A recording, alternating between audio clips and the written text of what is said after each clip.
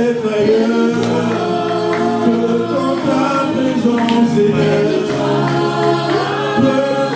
Près de toi, près de toi. Nous vivons près de toi. Il n'y a pas un seul endroit sur terre qui a la valeur que d'être dans ta présence.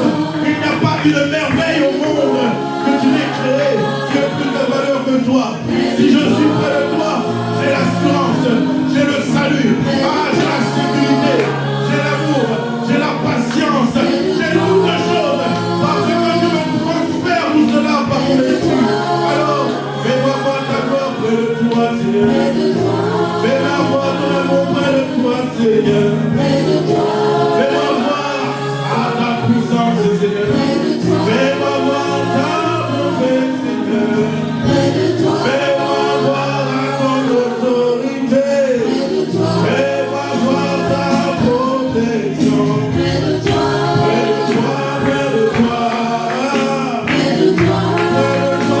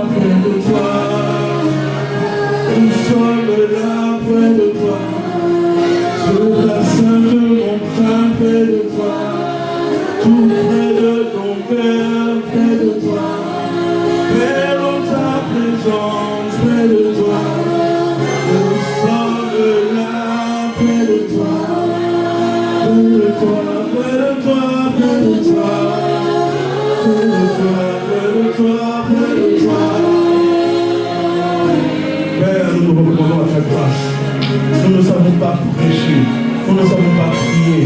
Mais en nous ton esprit, mets-en-nous ton inspiration, au-delà de ce que tu as préparé. Seigneur, nous nous laissons conduire par toi. Emmène-nous là où tu veux nous emmener. Emmène-nous à connecter avec toi. Emmène-nous à te rencontrer. Père, dans le nom puissant de Jésus. Quelqu'un me dit un bon amen. Quelqu'un célèbre le roi des rois. Il célèbre le roi des rois. Célèbre le roi des rois. Tu peux faire le besoin. Il est celui qui t'a activé. Il est celui qui t'a enlevé. Oh Seigneur, nous te bénissons. À toi le règne, la puissance et la gloire. Dans le nom de Jésus. Amen. Wow. Merci pour ta présence, Seigneur. Quelqu'un se posait la question, est-ce qu'une heure avant le silence sera là? Tu as la réponse. Le Seigneur ne sommeille ni ne dort. Même si tu te réveilles à 3 heures du matin, tu cherches la face, il ne répond pas. Amen.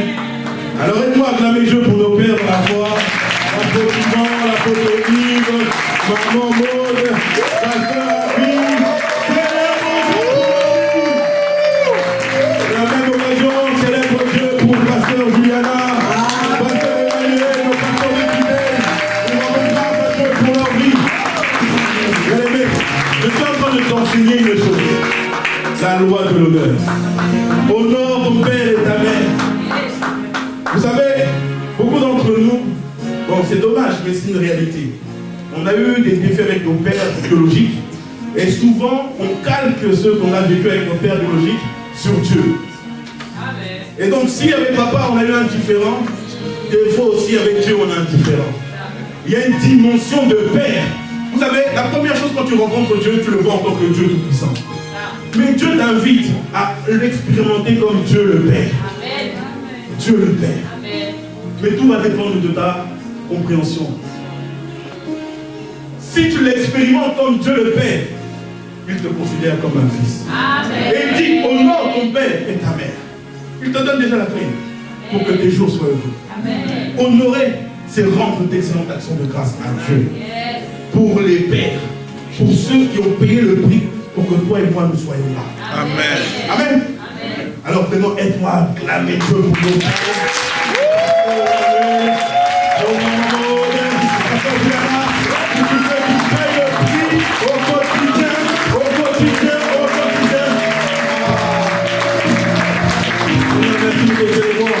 Et ce matin, j'ai une pensée particulière pour les stars. Et je veux que tu m'aides à acclamer Dieu pour la vie des stars. Je veux que tu m'aides à acclamer Dieu pour la vie des stars. Alors pour ceux qui ne le savent pas, les stars, ce sont ceux et celles qu'on appelle les serviteurs, travaillant activement pour le royaume. Waouh! Est-ce que tu peux célébrer Dieu pour leur vie? Dieu, un peuple qui paye un prix. Dans la chambre haute, c'était 120 hommes, sans compter les femmes et les enfants. 120 hommes qui ont bouleversé le monde à jamais. Je vois au nom de Jésus, à cause du prix que tu payes, au travers du service, je vois l'infusion du Saint-Esprit sur ce territoire. Et je vois une multitude d'hommes et de femmes être bouleversés à cause de toi. Au nom de Jésus. Dieu envoie. Je rends ça pour mon épouse, Sandrine, chambre agréable et seigneur, aide centrale, porte de travaux. Mon Dieu, mon pardon, le bénédiction pour ta vie.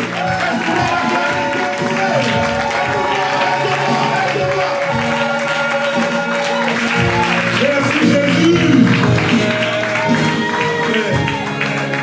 Et je vais inviter sur l'acclamation pour le Seigneur. On va la chorale à la fin pour s'asseoir. Et je vais pour la vie. Il faut un travail formidable. Il paye un prix lourd. Mais quand on voit ce que le Seigneur fait ici, au travers de nous, rendons grâce à Dieu. Et avant de t'asseoir, salue ton voisin encore une fois. Dis-lui bienvenue, excellence, majesté, bienvenue. Prends place, je suis heureux de te voir. Manifeste-lui l'amour, de la joie. Et acclame Dieu pour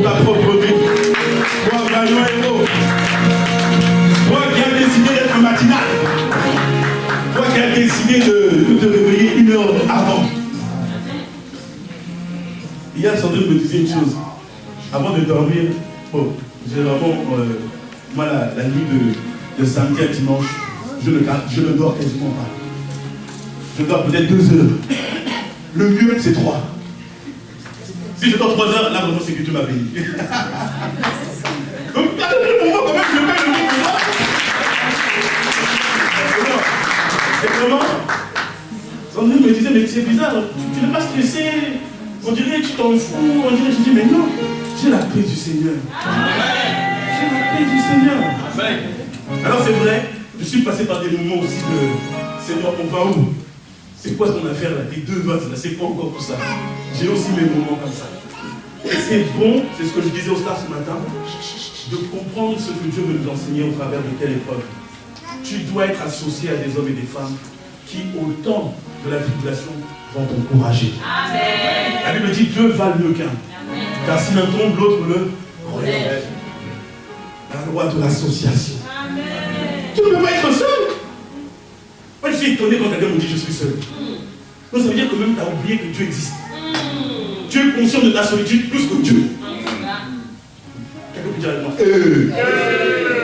regarde comme ça, personne, dis-lui que tu n'es pas seul. Tu n'es pas seul. Dieu est avec toi. Dieu est avec toi. Il est en toi et il est avec eux. Alors acclame Dieu, acclame Dieu. Merci Seigneur. Donc, nous sommes donc dans les formats de 2 cultes, donc ça va être un peu short, mais je crois que ça va être consistant. Bien consistant. Voilà. On veut qu'un peuple nombreux soit exposé à la parole de Dieu. Et on bénit Dieu parce qu'en réalité, on n'a pas 2 cultes, on a 3 cultes ici. Amen. Je dirais même on a 4 cultes. Parce qu'il y a des gens qui aussi pour leur culte. Donc, acclame Dieu pour ça. À l'époque, il y avait des personnes qui se réunissaient seulement dans une chambre, dans une maison pour prier Dieu. Seigneur, où est-ce que tu nous as oubliés pour écrire? Tu nous as oubliés pour écrire? Regarde autour de toi. Amen. Quand je regarde autour de moi,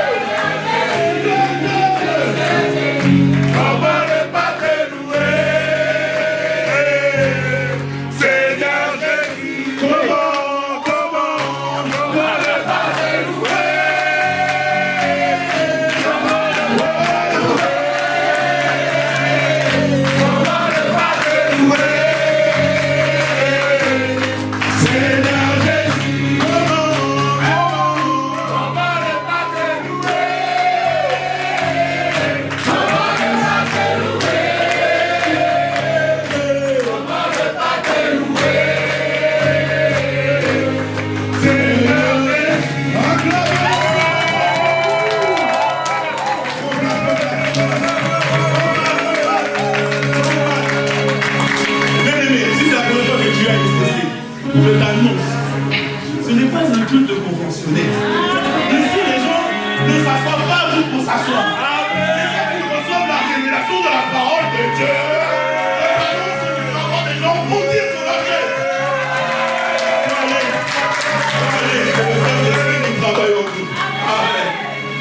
Alors on bénit Dieu. Quelle atmosphère. Amen. On bénit Dieu pour le message que nous avons reçu la semaine dernière. L'épouse qui rachète le temps avec son serviteur, le pasteur Yann Dégbé. Est-ce que tu vas connaître pour lui? Nous prions pour que dimanche prochain il soit des nôtres parce qu'il doit nous donner une partie de. Amen. Et aujourd'hui nous continuons dans notre série inspirée des 4 secrets pour un mariage réussi. Quelqu'un me dit le par le mariage encore. C'est quoi cette affaire? Non. On a vu les dimanches précédents que Dieu utilisait le mariage comme une image. Et ce mariage était une plateforme par laquelle, en fait, il veut enfanter, emmener des hommes et des femmes à l'image et à la stature de Christ. Dis à moi, amen avec ça. Amen. Et en fait, Adam et Ève étaient le premier prototype. Mais on connaît tous l'histoire, ils ont péché. Et le monde est entré dans une forme de désolation où chaque homme, chaque femme, chaque enfant, lorsqu'il naît, il est porteur de ce paramètre, le péché. Amen. Mais Dieu est bon. Dieu est bon. Il a fait une nouvelle alliance pour une nouvelle création. C'est pour ça qu'à tous ceux qui l'ont reçu, ils ont reçu le pouvoir d'être enfants de Dieu. Pouvoir d'être enfant de Dieu. Donc c'est une capacité, bien aimé. Là où la vie te molestait, là où tu n'arrivais pas à t'empêcher d'être dans l'addiction, d'être dans la fumerie de choses compliquées, d'être dans la masturbation, d'être dans le mensonge, d'être dans toutes ces choses compliquées, le Seigneur a fait grâce. Il a donné son Fils unique afin que quiconque croit en lui ne périsse plus par ces choses-là, mais qu'il ait quoi? La vie éternelle. Alors, nous continuons dans cette lancée. Éphésiens 5 au verset 31, c'est notre passage vraiment.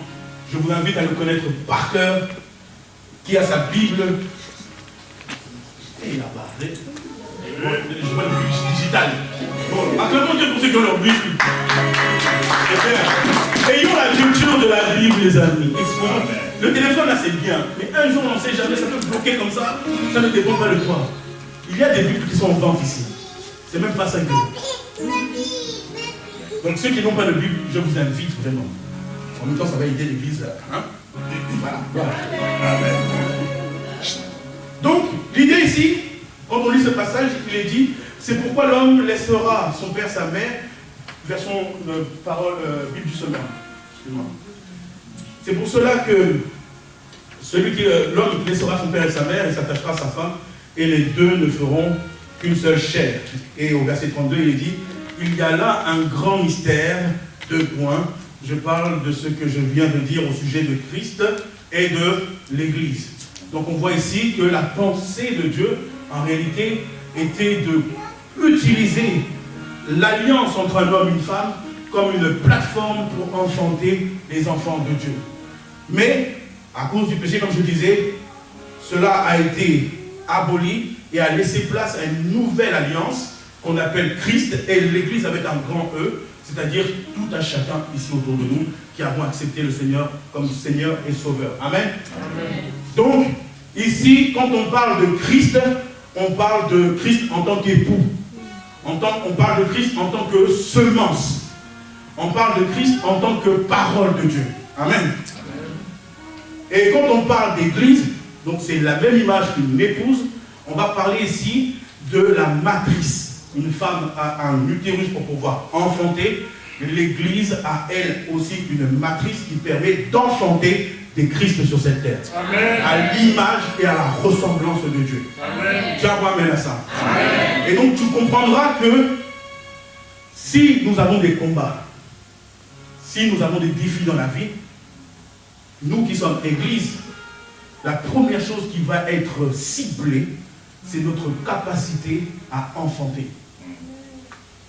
Pasteur Juliana disait, quand elle est venue pour les 1 an, que lorsqu'un couple n'a pas d'enfant, qu'ils sont mariés, mais qu'ils n'arrivent pas à enfanter, ça crée une grande douleur dans la maison. Pourquoi? Parce qu'au-dedans de nous, c'est comme inscrit dans notre ADN, que le but pour lequel nous sommes créés, c'est d'enfanter.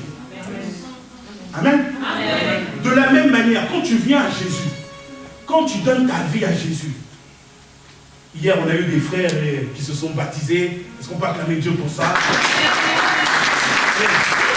Ils ont fait vraiment dans un mariage, ils ont fait une proclamation de foi. Ils se sont engagés à marcher avec Christ. C'est ce qu'on appelle une alliance. Et de la même manière que dans le mariage normal, on veut enfanter, de la même manière, on a été suscité pour enfanter aussi le Christ. Amen. Alors quand de ta vie rien ne sort dans ce sens, c'est qu'il y a un défi. C'est qu'il y a un défi. Mais ce qui est la plateforme, cette matrice, l'image de l'utérus chez la femme, mais pour l'Église, s'appelle le cœur. Alors, le titre de mon message ce matin, c'est « Travail à la transformation de ton cœur ». Travail à la transformation de ton cœur. Oui, de la même manière, quand une femme tombe enceinte, vous allez voir, il y a plein de choses qui sont mises en place pour qu'elle puisse garder l'enfant jusqu'au bout. Déjà, à son niveau, elle-même, elle va tout faire pour se ménager. Elle va réduire ses mouvements. Elle va peut-être même arrêter le travail, etc., etc. Mais vous allez voir que même la société, de manière naturelle, va chercher aussi à ménager la femme en question.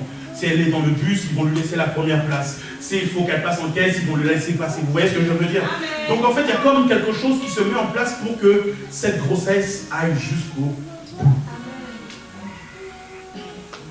Alors pourquoi on parle du cœur? Parce que le cœur, c'est le siège de décision, c'est le siège d'enfantement de ta destinée. Amen. Et c'est ce pourquoi le diable se combat contre Dieu depuis le début. Quand tu décides par exemple de boire du lait, ça ne vient pas de ton orteil, ça vient de ton cœur. Quand tu décides de t'habiller de telle ou telle manière, ça vient de ton cœur. Quand tu décides de t'associer avec telle ou telle personne, ça vient aussi de ton cœur. Ok? Matthieu 7 au verset 24 va dire ceci. C'est pourquoi celui qui écoute ce que je dis et qui l'applique ressemble à un homme sensé qui a bâti sa maison sur le roc. Mais ici, vous allez voir qu'on passe de l'écoute à l'application. Mais quel est le canal qui permet d'appliquer? C'est le cœur. C'est parce que cette parole a trouvé une place dans votre cœur que vous pouvez la manifester. Amen. Amen. Je prends l'exemple pour être concret. J'ai grandi et j'ai toujours aimé, je donne un exemple, j'ai toujours aimé manger de la soupe, je ne sais pas, au brocoli le soir avant de dormir. Mes parents m'ont habitué à cela. Ok, voilà. Je grandis, je me marie, ma femme veut essayer de m'imposer un autre régime alimentaire. Bah, il va y avoir une confrontation. Tout simplement pourquoi? Parce que l'habitude est enracinée dans mon cœur. La Bible va dire que c'est de l'abondance du cœur que la bouche parle. Mais en réalité, on peut aller même plus loin. C'est de l'abondance du cœur que nos attitudes sortent. C'est de l'abondance du cœur que nous pensons. C'est de l'abondance du cœur que nous agissons. C'est de l'abondance du cœur que nous avançons quelque part. Donc tu comprends, quand nous disons ça, tu comprends que le cœur a une place stratégique, que ce soit dans la vie naturelle, puisque naturellement le cœur c'est un peu comme la pompe qui fait circuler le sang dans tout ton corps. Et si le cœur s'arrête, le corps s'arrête. Mais de la même manière, dans l'esprit, si ton cœur, parfois on va parler de cœur ou d'âme, mais c'est la même chose. Mais si ton âme, ton esprit, ton âme ou ton cœur s'arrête, tout s'arrête. Le psaume 119 au verset 11 va dire « Je garde ta parole tout au fond de mon cœur, afin de ne pas pécher contre toi. » Je garde ta parole, où ça? Tout au fond. Pas la surface, au fond.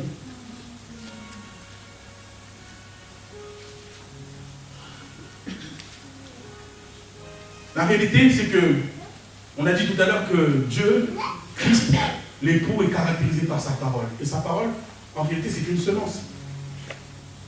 De la même manière que naturellement, le spermatozoïde vient ovuler un ovule, la parole a pour objectif de, on va dire, enceinte ton cœur, d'ovuler ton cœur. C'est pour ça que le psalmiste ici dit « Je garde ta parole tout au fond de mon cœur. » Pas ailleurs. C'est pas dans la tête. La parole, c'est pas une question d'intellect. C'est pour cela que quand on prêche l'évangile, quand on prêche Jésus, les gens nous voient comme des fous. Parce qu'ils regardent notre raisonnement avec la diligence. Alors que nous, on est en train de parler d'un autre système, celui du cœur. Amen. Amen. Alors, sache une chose, Dieu parle sans cesse à ton cœur. Amen. La vérité, c'est que hier, tu n'y prenais point garde. Et je déclare au nom de Jésus, alors que tu entends la voix et donc de son serviteur ce matin. Parlez à ton cœur, tu ouvres la porte de ton cœur et tu reçois la semence au nom de Jésus. Il ne s'agit pas d'Arnaud, c'est pas moi le problème, c'est pas moi.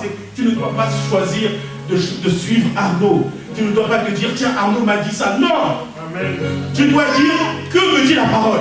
Amen. Jésus, lorsqu'il était dans le désert face à l'ennemi et que l'ennemi le tentait, il a répondu à 3 reprises, il est écrit. Amen. Amen, ma soeur. Voilà la DCA. Quand vous dormez, voilà, c'est les enfants qui vous montrent comment faire. Je te bénis, ma fille. Et donc, ici, on va parler de 4 types de cœurs. On connaît tous la parabole du semeur. Ok, donc il y a 3 types de cœurs qui n'ont pas reçu la parole et qui n'ont pas réussi à manifester ce fruit. Et il y a un type qui, lui, est bon et honnête. Amen. Et je vous laisse la référence et je vous invite à la lire à la maison. D'accord, comme à la maison, je sais que la Bible là-bas prend la poussière. Non, ne regarde pas ton voisin. Ne regarde pas ton voisin. Tu risques de le gêner. Après, il va dire, je viens ici, j'ai été offensé, je te demande pardon. Ah, je suis doux et humble de cœur, je ne veux pas t'offenser. Mais il s'agit du verset, des versets Marc 4, de 14 à 20. Donc, prends le temps de le noter et de le lire à la maison, c'est vraiment important. D'accord? Tu dois comprendre cette notion-là. Elle va t'expliquer beaucoup de choses. Et donc, parmi les cœurs, il y a le cœur qui foule au pied la parole de Dieu, ce cœur qui a méprisé la parole de Dieu, ce cœur qui est orgueilleux, ce cœur autosuffisant, ce cœur qui rejette. Et vous savez, ce cœur-là, souvent, il est accompagné d'une attitude. Il est accompagné de préjugés. C'est la réalité. Mais le préjugé, ce n'est pas sur la parole, c'est sur le messager de la parole. Quand on partait évangéliser avec les frères, je me souviens avoir croisé une dame, et puis j'ai senti, bon, elle était caucasienne, désolé, mais j'ai senti quand je me suis approché d'elle qu'elle a... Vous voyez? Et déjà dans son attitude, il y a un préjugé, alors que je suis en train de lui apporter la vie. Mais je ne lui en veux pas, parce qu'en réalité, son cœur est le résultat des expériences du passé. Qui sait, peut-être elle a été agressée. Peut-être elle a été insultée, frappée. Et ça arrive malheureusement. Ça arrive bien trop souvent même. Et ça laisse des marques dans le cœur des hommes et des femmes. Donc, ce cœur-là est un cœur qui doit faire attention. Parce qu'en vrai, Dieu peut te parler de n'importe quelle manière. Amen. Dieu peut te parler au travers d'un vieux, d'un bébé, d'un jeune, d'un blanc, d'un noir, d'un athée, d'un érudit en sciences. Il peut te parler au travers d'un prophète. Il peut te parler au travers même d'un âne. Il peut te parler au travers même de l'agent d'accueil ici. Il peut te parler... Non, vraiment, non, tiens ton voisin. Dieu peut te parler. Dieu peut te parler. Dieu peut te parler. Amen.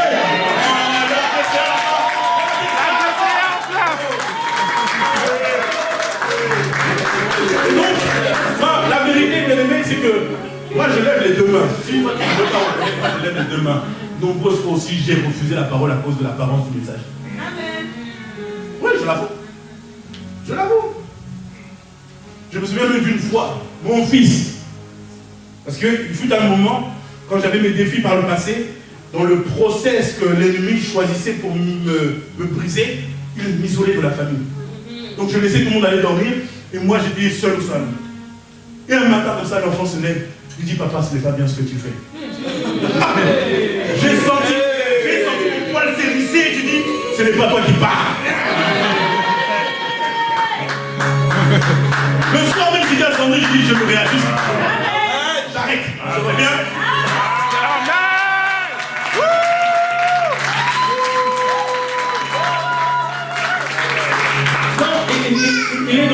Il est de ta responsabilité de faire attention, non pas à la personne qui parle, mais à l'esprit qui anime la personne. Amen. Amen. Quand tu comprends cela, je t'assure, bien aimé, tu ne vas pas prendre aucune parole à la légère. Même si cette parole-là parfois peut faire mal, peut froisser. Parce que quand Dieu parle, c'est la vérité qui sort. Amen. Il expose la vérité. Amen. Donc, attache ta ceinture seulement. On est ensemble. Ça va aller. Amen. Il a des projets de paix pour toi. Amen. Le deuxième cœur, c'est le cœur bienheureux. C'est celui qui reçoit la parole avec joie. Mais au jour de la persécution. Alors, bienvenue. Si tu ne savais pas que la vie allait te persécuter, si tu pensais que être en Christ ne s'associe pas avec la persécution, avec sourire, je te souhaite la bienvenue dans ce merveilleux bateau pour la première fois, et particulièrement la vie en Christ. Je sais que cette semaine va me plaisir. Mais qui est naïf, les amis? On vit dans un monde où nous allons forcément souffrir. Mais maintenant, tu dois choisir. Tu souffres pour qui? Pour le monde ou pour Christ? Amen. Moi, j'ai décidé de souffrir pour Christ.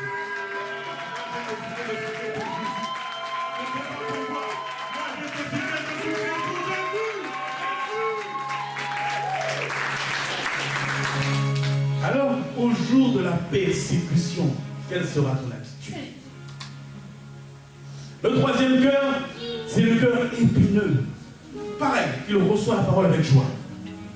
Mais les soucis de la vie maintenant, le manque d'argent, le manque de travail, le manque de mari, le manque de conjoint, le manque d'enfants, le manque de ceci. À quand, Seigneur? Seigneur, à quand? À quand? Papa, je souffre. À quand? À quand tu vas me libérer? Ah, regarde cette main. À quand, Seigneur? À quand? Ça, c'est le cœur de ceux qui se posent trop de questions, qui ont le regard fixé sur les soucis. Bon, j'ai envie de te dire, bien aimé, bon, ça c'est ta chair qui parle, hein? C'est la nature humaine qui est comme ça. Mais tu n'es pas un humain normal. Tu as Christ en toi. Amen. Tu as la plénitude de Dieu en toi. Amen. La Bible va nous dire que nous sommes dans ce monde, mais nous ne sommes pas de ce monde. Quelle est ton identité? En fait, tu penses quoi de toi-même? Je suis une créature merveilleuse. Alléluia! Et je vais même aller plus loin. Tel qu'il est, tel tu es. Amen. Dieu est esprit, tu es esprit. Amen. Ton corps là, c'est un moyen d'habiter ton esprit. C'est un contenant. C'est l'adresse à laquelle a été attribué l'esprit qui porte ton prénom. Ça veut dire que quand Dieu cherche où est Arnaud, il tombe sur le corps physique d'Arnaud. Mais en réalité, Arnaud, ce n'est pas le corps. Arnaud, c'est l'esprit. Amen. Donc dis-le avec moi, je suis esprit. Je suis esprit. Non, dis-le bien fort. Je suis esprit. Tu es esprit. Amen, ma sœur. Va passer devant. Et donc, quand tu comprends ça, tu comprends en fait en réalité, Psaume 84, verset 6. Celui qui s'appuie sur l'Éternel trouve en lui. Où ça? Dans son esprit. Pas ailleurs. Pas dans ses émotions. Parce que souvent c'est ça. Hein? Quelqu'un t'a poussé un peu. Allez, tu vas chercher dans ton âme la colère et tu la mets comme ça, tu l'affiches devant tout le monde. Oh, calme-toi. Parfois tu vas passer par une situation qui va t'attrister et là maintenant tu t'isoles. Tu es là. Non mais moi, personne, on m'a rejeté, on m'a fait ci. C'est la chair qui parle. Ce n'est pas ton esprit. Ton esprit, lui, garde les regards fixés sur Dieu. Amen. Afin que ton visage soit rayonnant de joie. Et plus couvert d'autres. Ah, je pensais que tu allais bien entendre. Alors, dis encore une fois, je suis esprit. Je suis esprit. Et l'esprit, lui, qui est comme Dieu, a un cœur bon et honnête. Un cœur bon et honnête. Et ce cœur reconnaît sa misère en permanence. C'est pour ça que Dieu a reconnu en David l'homme selon son cœur. David n'était pas parfait. David n'avait rien de parfait même. Pour dire la vérité. Si on doit parler en vrai. En vérité, David n'était pas parfait. David a fait tuer un de ses généraux, pardon. Il l'a fait tuer volontairement parce qu'il désirait sa femme. Je pense qu'aucun d'entre nous, bon, j'espère, par la grâce du Seigneur, je le proclame sur ta vie. Aucune de ce genre de pensée ne peut traverser ta pensée. Mais David l'a fait. Mais il dit à ce sujet qu'il est l'homme selon le cœur de Dieu. Pourquoi? Parce qu'en fait, il avait les sentiments de Dieu greffés en lui. Quand le prophète Samuel est venu le voir pour lui dire, voici l'erreur que tu as faite, David a déchiré ses vêtements. David est rentré dans un niveau de lamentation, un niveau de repentance. Il a vu sa misère. Combien d'entre nous, quand on vous dit, ah, tu as fait telle chose, tu as parlé de telle manière, tu as fait telle ou telle action. Non, mais non, c'est l'autre. Non, on se justifie. Ne regarde pas ton voisin. Tu sais de quoi je parle. Après. Mais David, c'est pour ça qu'il est dit qu'il est l'homme selon le cœur. Il reconnaissait en permanence sa misère. Il savait dire à Dieu, je n'y suis pas. Et il connaissait tous les principes de Dieu. Au point où il a su discerner en avance que Dieu voulait qu'un temple soit construit pour sa gloire. Quand vous avez le cœur de Dieu, vous allez sentir là où le Père veut aller. Amen. Vous allez au-delà de ce que les gens vont dire. Vous allez dire non, c'est vrai, mais c'est là où le Père veut aller. Amen. Sois ce cœur bon et honnête. Alors pourquoi il est important que tu transformes ton cœur? Pourquoi il est important que tu travailles à la transformation de ton cœur? Parce que Dieu, en réalité, il veut te voir dans un éclat de gloire semblable au sien. Il veut te voir opérer une dimension. En fait, il ne veut plus voir sur toi la poussière. Il ne veut plus voir sur toi le malheur, les pleurs. Il ne veut plus voir cela parce que, en fait, tu es cher à ses yeux. Il a dit que tu es la prunelle de ses yeux. Il serait capable de livrer tout un pays en fonction de toi. La preuve, c'est qu'il a livré Jésus pour toi et pour moi.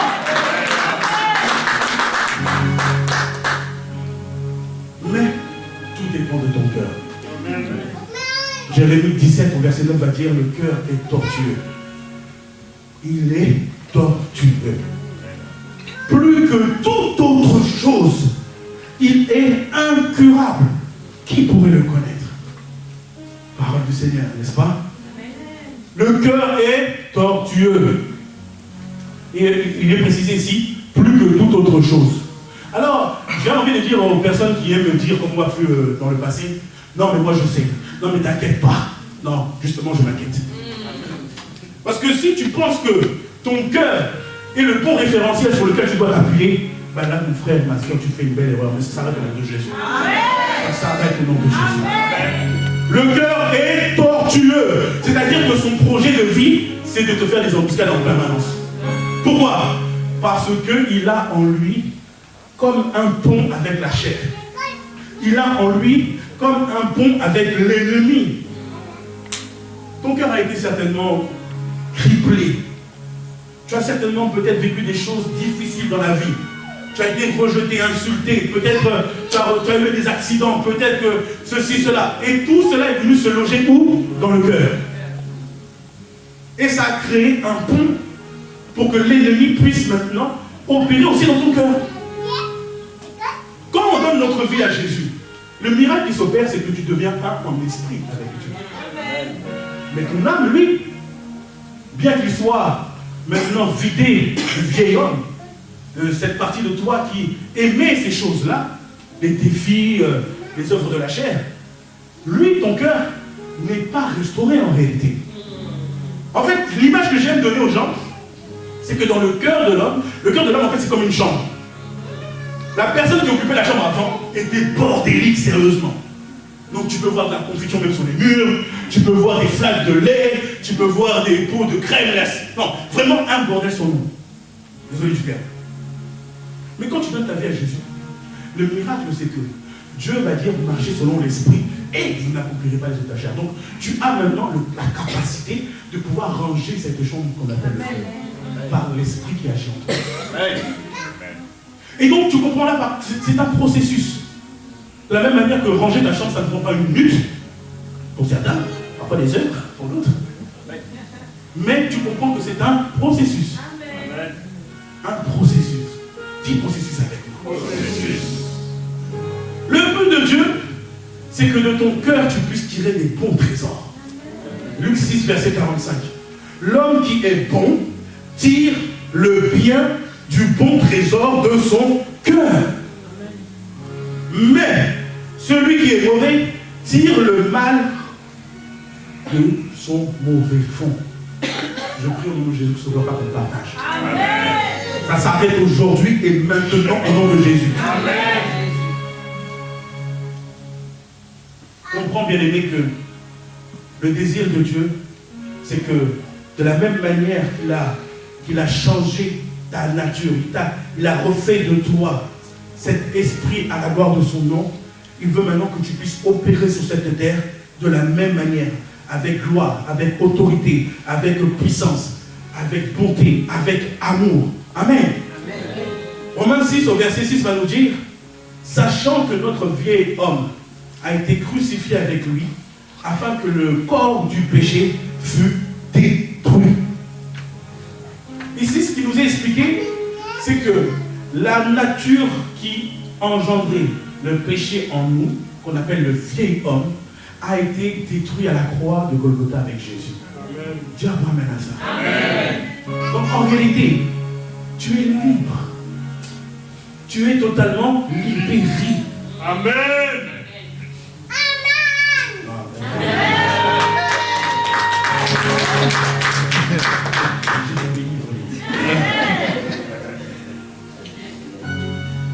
Alors, le verset 7 va dire, car celui qui est mort est libre du péché. Amen. Il faut bien comprendre les choses. Parce que mon peuple périt par faute de quoi? Voilà. La connaissance ici, c'est que Dieu a livré Jésus à la croix. Mais en fait, il n'a pas livré que Jésus. Il a livré Jésus et tout le péché avec lui. Donc quand quelqu'un me dit non, je ne peux pas arrêter de faire ça, c'est qu'il n'a pas pris conscience de ça. En fait, Jésus a déjà fait le travail à ta place. Il a dit à la croix, tout est accompli. Maintenant, il t'a donné les clés de ta propre vie pour que toi, à ton tour, tu puisses faire de l'ordre dans ta vie et emmener le Saint-Esprit à agir au travers de toi. Amen. Mais tu as besoin de bien comprendre cette vérité-là. Cette vérité, ce n'est pas une réalité. La réalité, vous savez, j'étais en Christ, j'avais peut-être 5-6 ans de conversion, mais j'étais encore dans la masturbation. J'étais encore dans les péchés compliqués. Parce que je n'avais pas compris la vérité. Et en réalité, même quand je regardais ma réalité, je me disais, mais Seigneur, en fait, je suis trop mauvais pour toi. Je ne peux pas te servir. Je ne peux pas parler de ta part. En fait, je peux rien. Il n'y a rien de bon qui peut sortir de moi en réalité. Mais ça, c'est la ruse de l'ennemi. En permanence, il va attaquer nos pensées pour nous faire croire que nous ne sommes pas qualifiés. Or, c'est faux. Amen. Dis-le avec moi, c'est faux. C'est faux. Il a menti. Il a menti. C'est pour ça qu'on l'appelle le père du mensonge. Et vous savez, quand vous allez dans les rues pour évangéliser, vous allez affaire à ce genre de personnes qui vont dire non, votre affaire de Jésus là, c'est des comptes à dormir debout. Amen. Parce qu'ils voient tout avec l'intellect. Mais je crois, il est dit dans l'Apocalypse, ils l'ont vaincu grâce à la puissance de leur témoignage. Laisse les raisonnements compliqués. Donne ton témoignage. Qu'est-ce que Jésus a fait pour toi? Comment Jésus est venu à toi? De quoi t'a-t-il libéré? De quoi t'a-t-il relevé? Toutes choses anciennes sont passées. Alors, tout ce qui caractérisait ta vie hier, aujourd'hui, c'est un sujet de gloire pour le Seigneur. Amen. Alors, n'aie pas honte de dire, j'étais dans la masturbation. J'étais dans la fornication. J'étais dans la vue. Peu importe le péché dans lequel tu étais, n'hésite pas à le dire. Amen. Et de montrer, voici le chef-d'œuvre. Amen. Voici le chef-d'œuvre. Et j'aime particulièrement le Seigneur parce que quand il fait ses chefs-d'œuvre, il n'y a pas un modèle précis. Parce que quelqu'un va se dire, non, il faut que je sois grand comme le pasteur Yvan, que je sois noir et belle comme le pasteur Yvan, que je parle comme les garçons. C'est faux. Amen. Tu es la prunelle des yeux de Dieu. Amen. Tout ce qu'il y a en toi est beau et merveilleux. Amen. Peut-être que quelqu'un ne l'a pas encore remarqué, mais je t'annonce, une femme, un homme va le voir sincèrement. Amen. a reçu la parole, Dieu pour amen dans ton cœur. Oui. Adam n'a pas dit par sa grâce, alléluia, amen. Il n'a pas dit des mots compliqués. Quand il a vu Ève, il a dit voici. Il a tressailli, voici. Amen. Donc, je t'invite, prépare-toi. Augmente ta valeur. Apprête-toi. Prends un bon parfum. Un beau vêtement. Quelqu'un à ce moment va poser les regards sur toi. À ceux qui ont posé la parole, amen. Les autres, pour vous. Non, c'est vrai. Quand on dit amen, amen, ça veut dire qu'il en soit ainsi. Ça veut dire je suis d'accord. En réalité, ton amen détermine la vitesse avec laquelle.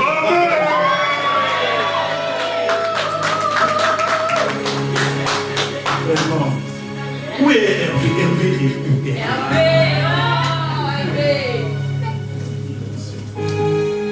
Non, quand tu dis amen à une parole, la foi vient de ce que l'on entend, bien entendu.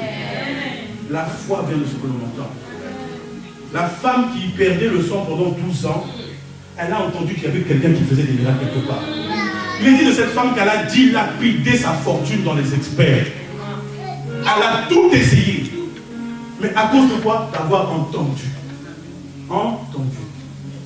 Et moi, il y a un truc qui m'impressionne dans cette histoire, c'est que la foule qui offrait Jésus, il n'y a qu'elle qui a fait un pas de foi en réalité. Donc les autres étaient là pour juste. Pourquoi ils étaient là? Je ne comprends pas. C'est la seule qui a eu à faire un pas de foi. Et Jésus va lui dire, ma fille. Il ne va pas l'appeler autrement. Ma fille, ta foi t'a sauvé. Je prie au nom de Jésus que tu entres dans cette dimension au nom de Jésus. Tu es attentif à toute parole qui sort de la bouche de Dieu. Et à cause de ça, tu fais entrer en toi les desseins de Dieu au nom de Jésus.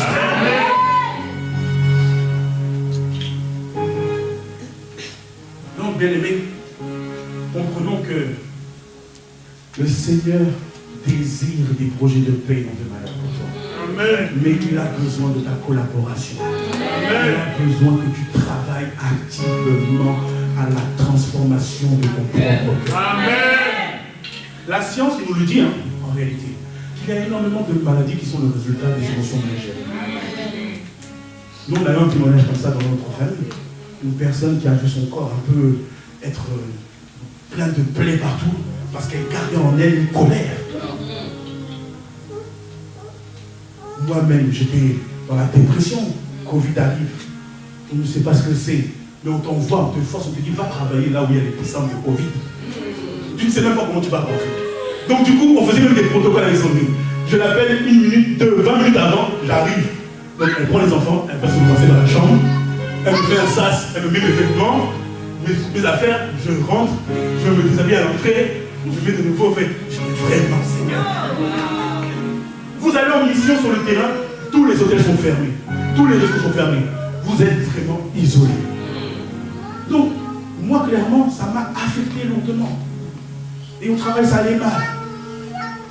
J'ai commencé à voir la prise de poids. J'ai commencé à voir les cheveux qui gonflaient pour rien. Rétention d'eau. J'ai même à un moment donné, mes yeux commençaient à divaguer. Non, c'est la vérité, je vous montrerai une photo un jour. Ma femme me parlait, mais j'étais là. Non, tu dis n'importe quoi, ça va bien. Il a fallu que mes sœurs, un jour, viennent à la maison, constatent. Et elles ont créé une excuse. Elles ont dit, non, tu sais, papa en ce moment, ça ne va pas trop, donc on doit faire une réunion pour parler de ça. Et comme tu es le seul garçon de la famille, donc on veut vraiment que tu donnes ton avis, qu'on voit comment on peut gérer ça. Et puis le jour arrive, on se réunit, on est là à table. Et elle commence à me dire, non, en fait, en vrai, Arnaud, ce n'est pas pour ça qu'on t'a appelé. Arnaud, elles ont commencé avec cette phrase. Arnaud, on t'aime.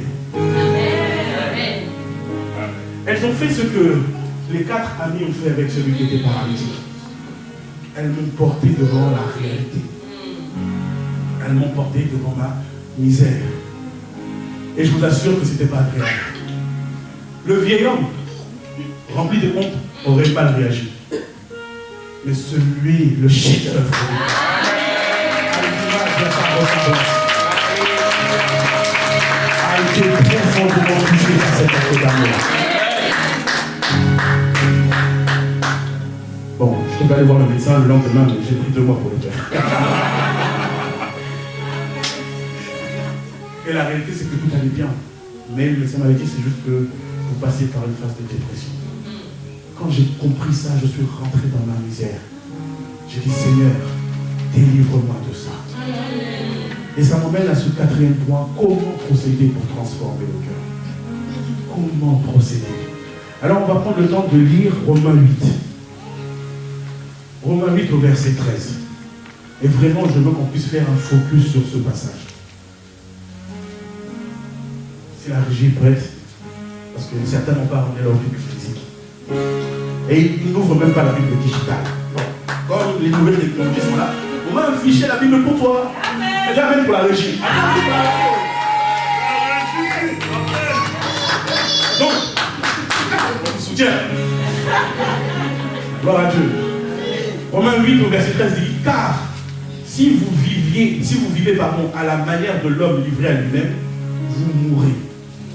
Mais si par l'esprit, vous faites mourir les actes mauvais que vous accomplissiez dans votre corps, vous vivrez. Le verset 14 va dire, car ceux qui sont conduits par l'Esprit de Dieu sont fils de Dieu.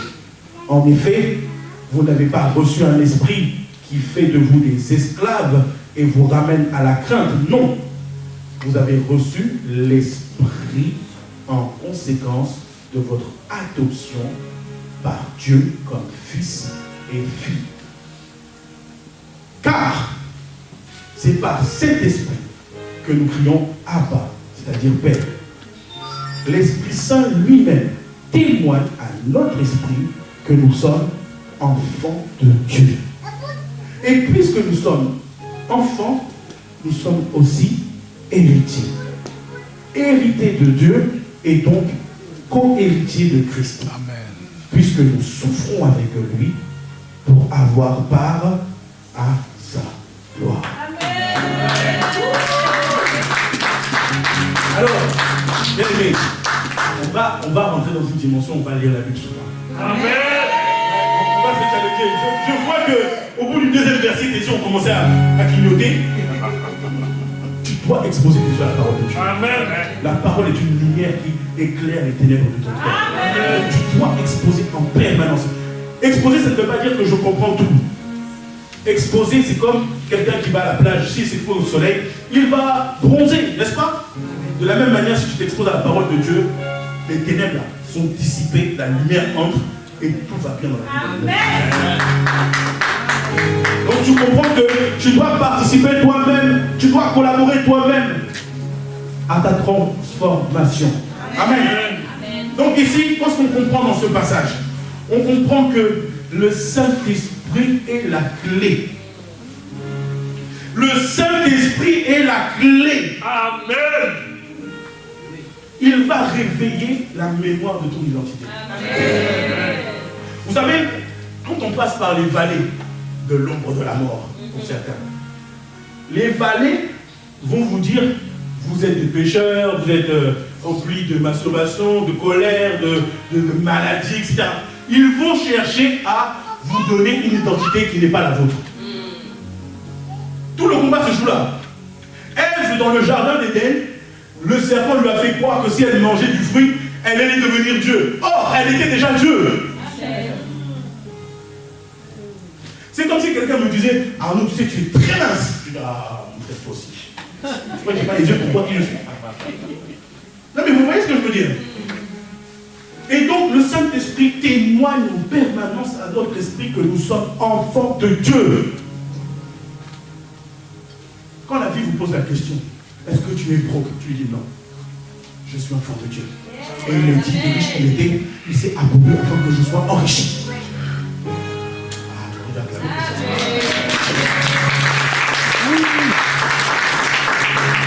Le Saint-Esprit, quand tu t'exposes à lui, il va te transmettre une parole. Il va te parler. Sur la base de la parole de Dieu, il va te parler. Si tu es quelqu'un qui expose souvent tes yeux à la Bible, il va me faire monter en toi des versets. Une situation arrive, un verset arrive. Et de la même manière que Jésus a dit, il est écrit, toi aussi tu diras, il est écrit. Avec autorité. Mais oui, personne ne pourra plus te blaguer. Quand tu entres dans la conscience de la vérité, personne ne pourra plus te plaquer. Amen. Pourquoi? Parce que toi aussi. Vous savez, moi j'aime beaucoup regarder les séances dans les tribunaux. Quand les avocats sont en train de déblatérer. Ils vont en permanence chercher à défendre leurs clients. C'est normal. Mais comment ils vont faire? Ils vont s'appuyer sur la loi. Ils ont une connaissance parfaite de la loi. Amen. En fait, ils ont une conscience que le gars là qui est en face s'appelle le juge et il a capacité à trancher d'un côté ou d'un autre en fonction de la loi. Amen. Quand tu comprends que Dieu est le juste juge, le juste juge, il a dit sa parole au-dessus de lui-même. Sa parole ne revient pas à lui sans avoir accompli.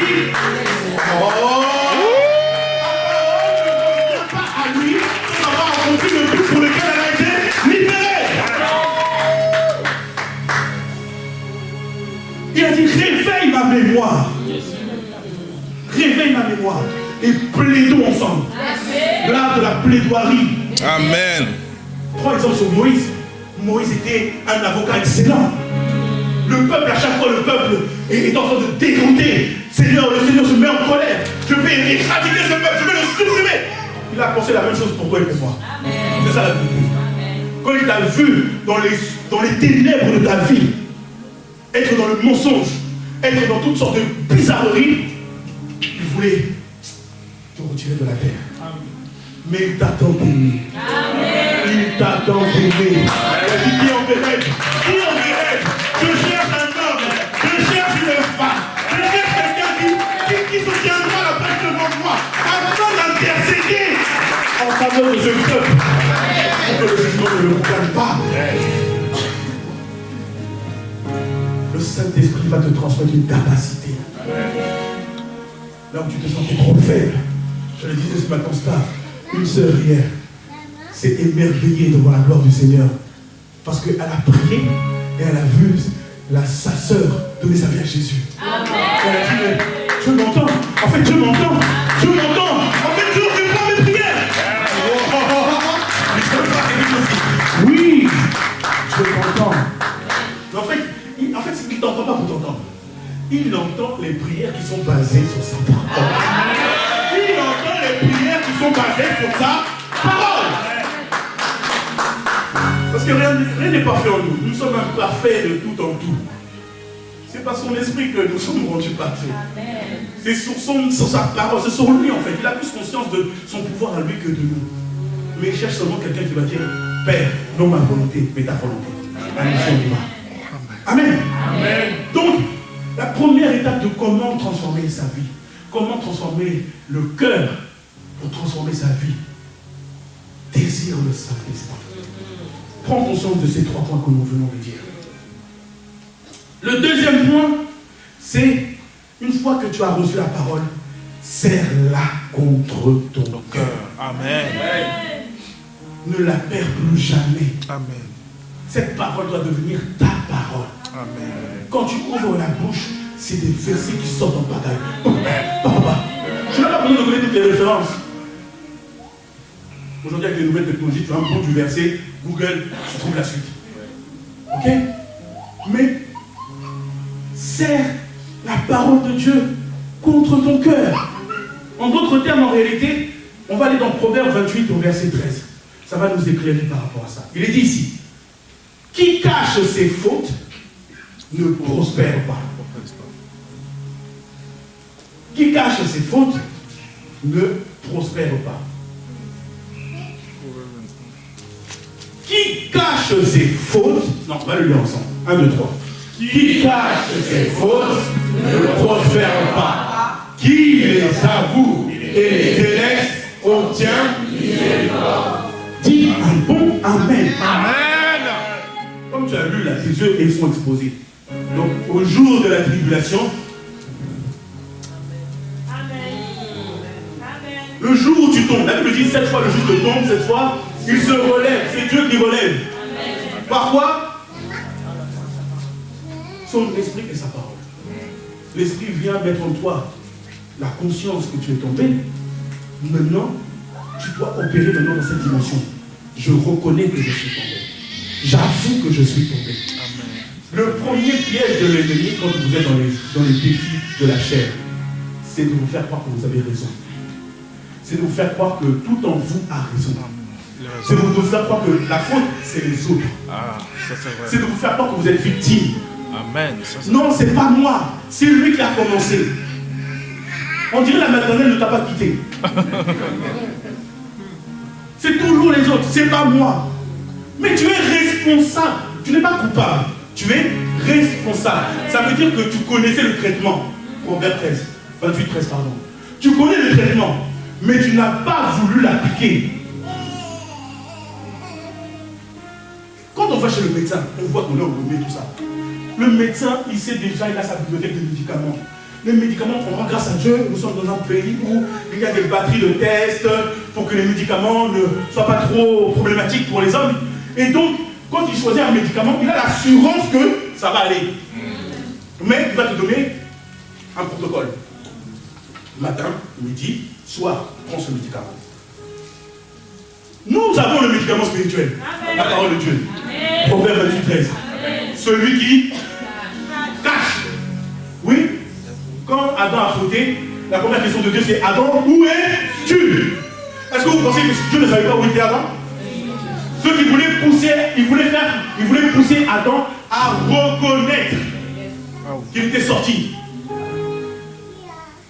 À faire un état des lieux. Pourquoi je suis sorti? Qu'est-ce qui a provoqué en moi la sortie de route? Qu'est-ce qui a provoqué en moi telle ou telle maladie, tel ou tel défi? Qu'est-ce qui a provoqué en moi la colère? Qu'est-ce qui a provoqué en moi cette réaction? Qu'est-ce qui a provoqué en moi cet isolement? Qu'est-ce qui a provoqué? Tu dois chercher à savoir. Dès lors que tu sais, tu as déjà 50% de la résolution du problème. Les 50 autres, c'est qu'il les avoue et qu'il les délaisse. Délaisse. Travaille à la crucifixion de ta chair. Tu dois crucifier ta chair. Amen. Tu dois crucifier ta chair. Regarde le voisin, dis-lui, crucifier ta chair. Amen. Marchez selon l'esprit, vous n'accomplirez pas les œuvres de la chair. Crucifier ta chair, tu dois tout faire, tout ton possible, avec l'assistance du Saint-Esprit. Si tu reconnais que tu avoues que le mensonge est en toi, fais tout en sorte que la vérité maintenant demeure en toi. Sépare-toi du mensonge. La Bible va dire même que si ta main est une occasion de chute pour toi, coupe-la. Si ton œil est une occasion de chute pour toi, arrache-le. Bon. On va pas chez toi, prends un scalpel. Après tu vas dire non, c'est le genre qui a dit que non. Comprends l'esprit qui va avec la parole. Tu dois te séparer de ceux qui te faisaient tomber. Quand j'étais dans la masturbation, mon téléphone était une occasion de chute pour moi. Ma télé était une occasion de chute pour moi. Mon ordinateur était une occasion de chute pour moi. Mais qu'est-ce que j'ai fait? J'ai appelé ma femme, j'ai dit voilà, tu mets des codes dedans que je ne connaîtrai jamais. Va parler à ta femme de ton défi. Va parler à ton conjoint. Va parler à ton frère et ta soeur de ton défi. Il y a une voix qui va monter. Cette voix, on l'appelle la voix de la honte. Elle va commencer à dire mais imagine, ils vont dire quoi de toi? Toi qui es toujours bien apprêté. Toi qui prêches la parole de Dieu. Toi qui vas dans toutes les rues, partout, même sur internet, tu mets des messages partout. On regarde ton statut WhatsApp, verset sur verset, apocryphon sur apocryphon. Le jour où on va savoir que tu es dans tel défi, ils vont dire quoi de toi? Cette voix, je te l'annonce, ce n'est pas toi. Cette voix, ce n'est pas toi. Dis-le à ton voisin, ce n'est pas toi. Ce n'est pas toi. Non, il est important que tu comprennes ça. Ce n'est pas toi. C'est la voix de l'accusateur. Et cet accusateur est tellement rusé qu'il prend la même voix que toi. Donc tu as l'impression que c'est toi qui parles à toi-même. Tu es face à toi-même. Non, mais imagine ça. Tu fais une conversation avec toi. Dis mensonge. Mensonge. Et je refuse le mensonge. Et je refuse le mensonge. Je me détache du mensonge. Je me détache du mensonge. J'accepte de crucifier ma chair. Mais je sais que ce n'est pas évident. Donc on va lancer bientôt des temps de méditation. J'appelle ça les méditations. Amen. On médite et on passe à l'action. On médite et on passe à l'action. tu dois être transformé cette année. Toi, 2025, cette année, tu quittes les histoires de chair bête, tu quittes ça et tu entres dans l'opération de ceux qui sont les fils et les filles de Dieu au nom de Jésus. Donc, accepte cela. C'est un processus. Amen. Et la vérité, c'est que nous sommes là avec toi. Et nous sommes là pour toi. Pour t'aider. N'aie pas honte, mon frère, on est en famille. Il y a les gens de ce monde qui disent que les linges sales se lavent en famille. On est en famille. Amen. Plus rien ne va nous surprendre. Amen. Plus rien ne va nous étonner. Amen. Pourquoi? Parce que parmi nous, il y en a certains qui sont déjà passés par là. Et tu as permis qu'ils soient plus que victorieux. Amen. Donc tu auras forcément quelqu'un qui te dira non, ça va aller. Amen. Je comprends tes émotions. Je comprends que ça ne va pas. Je sais, oui, c'est difficile. Vous savez, il y a une particularité des fois quand on est dans ces défis, c'est qu'on pense que personne ne nous comprend. Personne ne nous comprend. Mais tout cela s'arrête au nom de Jésus. Amen. Acclamons Dieu.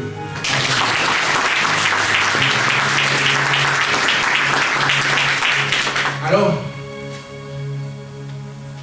toi qui m'entends ce matin, toi qui as entendu cette parole, peut-être tu te dis que ah mais c'est bizarre, mais Père Jarno, on dirait qu'il parle de moi. On dirait qu'il a vu ma vie. On dirait que le Seigneur lui a ouvert le livre de ma vie. Non, c'est pas moi.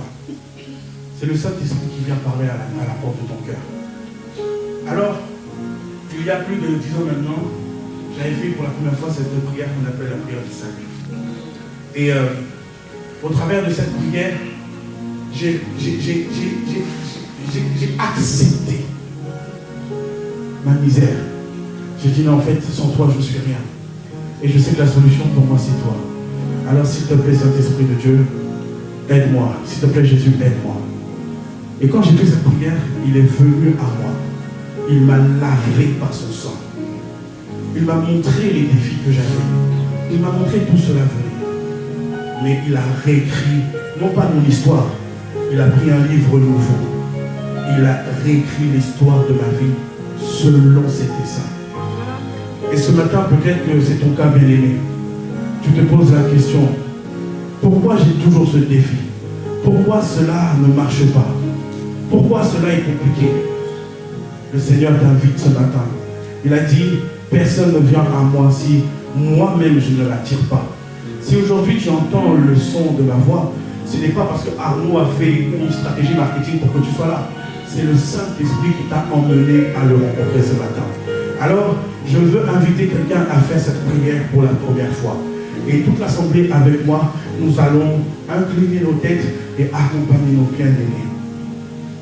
Père, au nom de Jésus, j'ai entendu ta parole ce matin et je comprends que mon cœur est tortueux, que mon cœur est la source de beaucoup de défis que je rencontre et que j'ai besoin que mon cœur soit totalement restauré. C'est pour cela que je reçois ce matin ta parole dans mon cœur.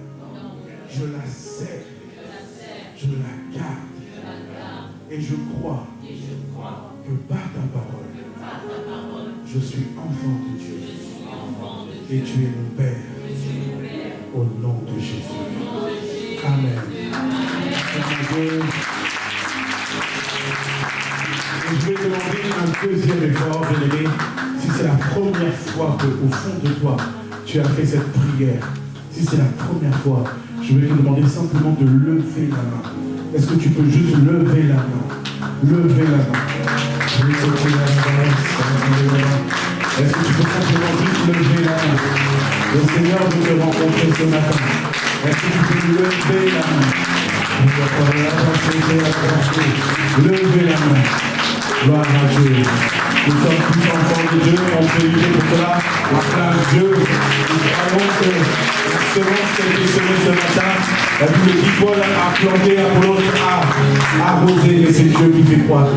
Et nous croyons que tout à chacun pourra un jour ou l'autre expérimenter cette rencontre au nom de Jésus. Alors bien aimé, tu vas acclamer Dieu bien fort, te lever, célèbre Dieu, lève-toi, célèbre Dieu. signe de reconnaissance.